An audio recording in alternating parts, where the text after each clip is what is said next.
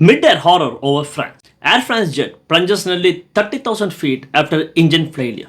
Passengers aboard on Air France experience moments of sheer terror after their aircraft suffered an engine failure mid-air, triggering a dramatic and rapid descent of nearly 30,000 feet and forcing an emergency diversion. The incident occurred on Air France flight AF7721 operating from Paris to Ajaccio when the Airbus A320 ran into serious trouble just 30 minutes after takeoff at around 6 p.m. Now let's dig in and break this story wide open on the AI Welcome podcast. back to the deep dive. We've got a really fascinating set of sources you've sent us this week. We have articles, some expert analysis, and some very, very emotional firsthand accounts. Yeah, they're all centered on this one single, honestly terrifying flight, Air France AF7721, which was going from Paris to Ajaccio in Corsica. Right. And our mission today really is to look at how a flight can be, from the airline's perspective, a complete technical success. But for the people on board, it's just this source of a profound psychological trauma. We're diving into that gap between procedure and just sheer human terror. Exactly, the terror of feeling like you're falling out of the sky. And when we say terrifying, we really mean it. The key detail here, the thing that just jumps out, is that the sources confirm the aircraft plunged nearly 30,000 feet. In minutes. Yeah. And the passengers use these phrases, we thought we were going to die. One said we were going to be smashed to pieces. It's the ultimate contrast, isn't it? You have this highly engineered system. It's all about safety and redundancy. But when that system is actually tested, the emergency procedures themselves are so, violent and so rapid that they cause this panic, even when everything is technically working perfectly. Okay, let's unpack this moment by moment. Let's set the scene. This all happened about 30 minutes into the flight, around 6 p.m. It was an Airbus A320. Right. And for the passengers, there was no warning. It wasn't a gradual thing. Our sources say the nightmare just began with this massive sensory overload. A loud bang. A really loud sudden bang that just echoed through the whole plane. And then immediately, a cascade of warning lights flashing everywhere. It flipped a switch from a routine flight to what felt like a complete disaster. And the panic was instant. We have this incredibly vivid testimony from a passenger named Christelle who was traveling with her daughter. What did she say? She said she looked out the window and believed, she was certain, she saw fire on the wing. And she described the cabin as just total chaos. Her words were, the buttons, everything was lighting up, everything was flashing. And crucially, she confirms what everyone else felt. The plane just suddenly dropped.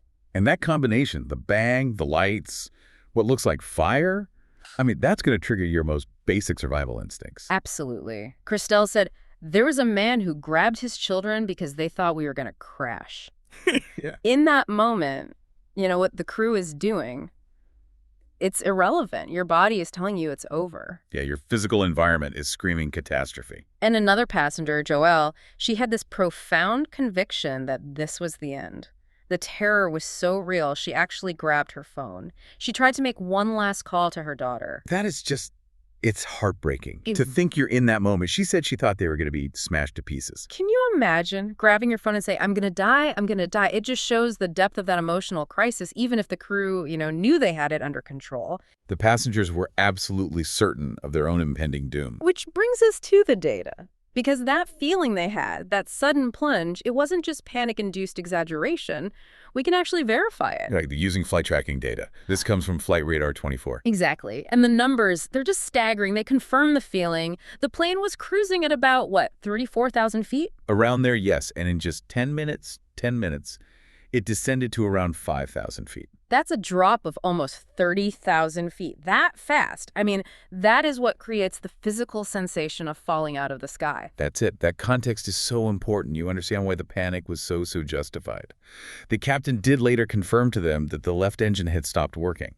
So it connected the dots for them. The bang, the lights, the fall. But this is where we have to pivot. We have to dive into the technical side, because that terrifying rapid descent, it wasn't a failure. It was a necessary safety maneuver. Okay, so let's get into that. Right. Because how can a drop that violent, that terrifying for everyone on board possibly be considered the correct procedure? Well, it's because that descent was required to get the plane stable on a single engine. First, let's talk about the cause. Air France was cautious. They called it an engine failure. But the experts have a more specific term, right? They think it was an engine surge. Exactly. which is what leads to the crew shutting it down. So what exactly is an engine surge? We hear that term, but what is physically happening inside that machine? Think of the engine's compressor. It's all these blades spinning, pushing air backwards under immense pressure. A surge is when that airflow gets disrupted. Maybe a bird, maybe ice. And instead of flowing smoothly back, the air suddenly reverses and surges forward. So the loud bang everyone heard. It's the engine basically choking and coughing air back out the front. That's a great way to put it, yes. And that pressure reversal creates violent vibrations, the loud noise. It's like an extreme internal hiccup. The crew is then forced to shut that engine down as a precaution. Okay, for precaution, that sounds like an understatement. Well, it's mandated by something called the precautionary principle. We should probably define that. What does that mean here? It means if the engine is showing those severe symptoms, the surge, the vibrations, the protocol is crystal clear. Shut it down. You shut it down to prevent what could come next, which is an uncontained failure. That's the real catastrophe, when parts start flying off. So by shutting it down, they contained the crisis.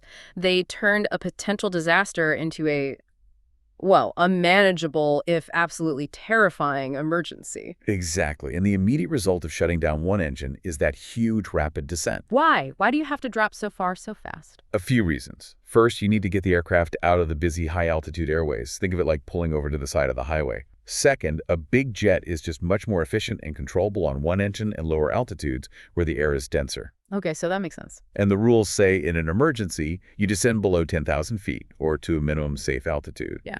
And since they were near the mountains of Corsica, that probably pushed them down toward that 5,000-foot level. So the descent itself, the thing that caused all the terror, was actually the fastest and safest way to get the plane under control. It was a textbook response. The experts we're looking at insist the crew did everything correctly by diverting to Lyon. And Air France, in their statement, they really emphasized this. They said the diversion was carried out, quote, in accordance with the manufacturer's procedures, the company's instructions, and the precautionary principle. It's like a declaration of technical victory. Yeah. But it sounds completely hollow if you're a passenger who just went through that. And that disconnect is the whole reason we're doing this deep dive. The system is designed to save the metal, to save the plane, and the procedure for doing that is just inherently terrifying for the people inside. Precisely. Which brings us to the most alarming part of the story. The fire. Christelle was absolutely certain she saw flames. Right, so how do we reconcile that? You have this terrifying visual testimony and then this very firm technical denial. The aviation expert was extremely clear. I mean, his rebuttal was the wing was not on fire, the engine was not on fire, there was no fire alarm. And in aviation, a fire alarm, Mm-hmm. that's a whole different level of emergencies, right? Oh, completely. That would have triggered totally different procedures, fire extinguishers, everything. But you're right, someone saw something. We can't just dismiss that. So what's the explanation? This is where the nuance of an engine surge comes in. The expert explained that during that intense pressure reversal, it is possible for momentary flames to shoot out of the engine nozzle. Okay, so what's the critical difference between momentary flames and a structural fire? It's the difference between life and death, really. A momentary flame is a brief flash, a burst of combustion that is completely contained within the engine's exhaust path. It's a side effect of the stall. But a structural fire? A structural fire means the flame has escaped the engine and is burning the wing, the fuel lines, the structure of the plane itself. So the passengers saw a flash, which their panicked minds, understandably, it interpreted as a raging fire. And the expert is saying the engine, which was a CFM56. Which he describes as among the most reliable jet engines in the world. It did its job. It contained that momentary strain successfully. Exactly. A terrifying visual, but a mechanical success. That's a crucial nugget for you, the listener, to hold on to. The machine succeeded in containing its own crisis. Okay, but this is where the story gets really interesting, the aftermath. We move from mechanical success to what you could call operational and human failure. The plane landed safely in Lyon on one engine. Yes, and the experts reinforce this. They say, while flying on one engine isn't normal, these things happen in the world of air transport. The success is that they can handle it safely. But surviving that was just the beginning of a whole other ordeal for these passengers. Let's look at what they got as a reward for surviving a near-death experience. It really feels like an insult added to injury. They land safely in Lyon, and then they're just subjected to this 7-hour logistical nightmare. 7 hours? What happened? They had to wait for a replacement flight, which didn't even leave until 10, 0.40 at night. And it didn't even go to their original destination, Ajaccio. It went to Bastia. And then what? A bus? Then they were put on a bus for the final leg.